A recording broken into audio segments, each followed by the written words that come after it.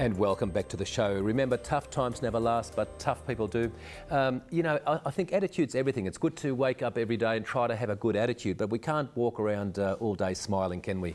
Like Anthony Robbins, positive, being positive all the time. Of course, we all go through those, get the hits of life, whether it's the death of a loved one, whether it might be a breakup in a relationship. Some lovely fathers can't see their children.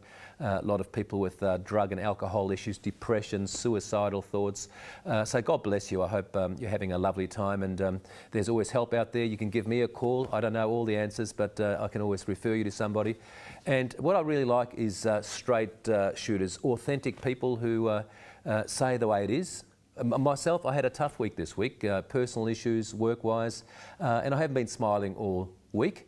I've had about 3 hours sleep last night, but we're still here trying to share what we can. And David Croft, he's one of those tough people. And by the way, folks, he lives at Katani Park in St Kilda, and that's quite courageous because you got kicked out of Housing Commission, didn't you? Yes, we did. Me and the children, they were a bit noisy, and again, Michael, I took the hit. You can't just heap things on children. They're only children after all. Yeah. How many children have you got? I've got 8 children, 4 boys and 4 girls. Amazing. And you catch up with all of them? Yes. Yeah, I communicate with all my children and their mothers.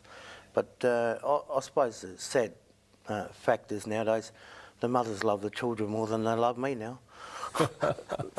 and folks, before we're speaking about armed robberies, we're talking about 13 years in prison, we're talking about taking every drug under the sun, but deep down there's a little boy in there. He's got a good heart, and the reason he's here tonight sharing all this, folks, is because he's found God. He's been going to church for the last 6 years, and in the break you were saying that it took him 50 years to grow up. And I think it takes us blokes at least 40 years to grow up, because I've just grown up and I'm 45, 46 in a few weeks' time. But it takes that long to just get through all those crazy, the self-esteem and we were saying before, there's a change of attitude, isn't there? From when you're younger, it's all about what's in it for me. And I think we get to a stage when we change that. There's a shift of attitude of, well, how can I serve? And that's really getting rid of that ego, isn't it? Absolutely, Michael. Again, it took me 50 years to get to this point where I just went, shit, what am I doing? How long did it take for the light bulb to bloody, go off? Yeah. And you rewind a bit, but if you dwell in the past too long, that's where you're probably going to remain, maybe. I perhaps think myself as a forward thinker. Yes. I try and think forward to the future, and with my children, I'll lead from the front. One foot in front of the other. That's good advice. That's good advice to all the viewers out there, because if you're thinking about all those tough times in the past, if you're thinking about all the stresses for today and what might happen in the future, you're going to be a nervous wreck. No wonder so many people get smashed every weekend. But just think for today. Yep. They say God created this wonderful day in paradise. Let's rejoice in it and be glad in it, And I say to myself every day too, I will never again be scared, worried or intimidated. I will triumph and I will succeed. I will never again be scared, worried or intimidated. And I think we get to a stage in life where we just we don't worry about the opinions of other people anymore. Absolutely, Michael. I look at life now, I take it with a pinch of salt. I just look at people like you're great people. Everybody's great. There's no room for, look, he's that and maybe that does that and they do that.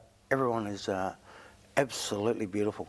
That's a wonderful thing. And I was speaking to you before and I was thinking, you've got the ex-wives. Most blokes sit here and they say, oh, the ex-wife, she's done this and that. But, mate, I haven't heard you speak bad about anybody. Well, I've got nothing bad to say about anybody, Michael. I would have thought some of the coppers who gave you a big flogging years ago. Well, you've even got a good word to say about them, haven't you, Crofty? I absolutely have, because they've got a job to do. They're without them, look, the bottom line is without them we're all stuffed. You know, there's going to be anarchy and chaos, and they're the biggest gang in bloody Australia, and you can't F with that. They can launch 2 helicopters off the ground, 50 grand in petrol, just to get up there and then fly around for 7 hours. I can't do that. No, good point. That's right. That's right. There's 15,000 of them and only one of us, huh? Yes. So some blokes just don't get it, do they? They want to keep on fighting, and then they get smashed and get locked up for 5 hours. I was actually confronted by police yesterday for a particular incident. No real violence involved, but they turned up and the old guard are still there. And I said, well, what happened to the good old days where you bloody, we'll give you a hiding and you handcuff us and take us downtown and bash us with the baton, you know, and we wake up in the morning with our face out of joint and go, and the old sergeant's there going, what happened to you? I go, I had a bloody accident last night, I fell over, I was pissed, you know. Well, Crofty, I hope I never bashed you when I worked in St Kilda in the 80s. Oh, shit. I wouldn't have, mate, I wouldn't have. No. I wouldn't have. I was probably too good to be a copper. But tell me this, Crofty. Yes. A lot of blokes out there think prison is a walk in the park. Tell me about probably two of the real nasty stuff that happened. Well, the most significant thing for me was I went to a man's jail when I was 17. It was pretty tough. There was bloody murderers and all kinds of rat bags in there. Pretty big people, tough men, strong men, know the ropes. Anyway, I was 17 years old. This guy come in, bloody white guy, you know, big tough guy. He didn't chalk his name on the bloody pull board. Anyway, the boss come over to me and he's going, hey boy, that guy marked the chalkboard? And I went, no, I don't think so. And he went, watch this. And he walked over, the guy was taking his shot, and he just gone crack, snapped his neck, right? And the guy's dropped on the ground. And anyway, I'm looking, I'm going, anyway, perhaps he would have lived. He was blowing bubbles, but very honestly, Michael, I pissed in his mouth and he ran out of air. And look. Why did you do that? Because I felt like it, because I could.